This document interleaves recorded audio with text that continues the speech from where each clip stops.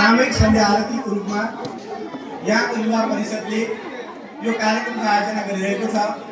अघि गोसरजीले पनि भन्नुभयो यसको उद्देश्य सामाजिक सद्भाव र सामाजिक प्रेमको रूपमा यसलाई प्रगाड आम नागरिकको रूपमा प्रगाड गर्ने उद्देश्यका साथ यो कार्यक्रमको आयोजना गरिएको छ। सबैभन्दा पहिला म यो कार्यक्रमको सफलताको शुभकामना म यहाँहरूको बिचमा राख्न चाहन्छु। म साधारणतया राजनीतिक मञ्चहरूमा बोल्ने मान्छे, आज धार्मिक मञ्चमा बोल्नु परेको छ र मेरा त्रुटिहरू पनि हुन सक्छन्। म सबैभन्दा पहिला यहाँहरूप्रति क्षमा माग्दै म आफ्ना संक्षिप्त भनाइहरू अगाडि बढाउने अनुमति चाहन्छु। कृष्ण जन्माष्टमी हिन्दू धर्मको अत्यन्तै पवित्र र महत्त्वपूर्ण पर्वहरूमध्ये एक हो, जसलाई भगवान श्री कृष्णको जन्मोत्सवको रूपमा मनाइन्छ। यो पर्व भाद्र कृष्ण अष्टमी तिथिमा मध्यरातको समयमा विशेष पूजा आराधना गरेर समेत मनाइन्छ।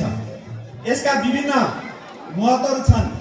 यसको धार्मिक महत्त्व छ, यसको भक्ति मार्गको प्रतीकको रूपमा, गीता उपदेशको रूपमा र भगवान कृष्णको अवतार विष्णुको 8औं अवतारको रूपमा, धर्मको रक्षा र अधर्मको नाशको रूपमा श्री कृष्ण जन्म अष्टमी मनाउने गरिएको कुरा हामीले बुझ्न पाउँछौँ, हामीले सुन्न पाउँछौँ। यसको सांस्कृतिक महत्त्व समेत रहेको छ।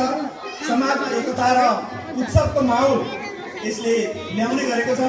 हामीले विभिन्न भजन कीर्तनहरूको माध्यमबाट त्यो माहौल समाजमा ल्याइरहेका छौँ र सामाजिक जागरण, धार्मिक जागरणको रूपमा, धर्मको रक्षा र अधर्मको नाशको रूपमा हामीले हाम्रा समुदायहरूका बिचमा यो खालका गतिविधिहरू गरिरहेका छौँ।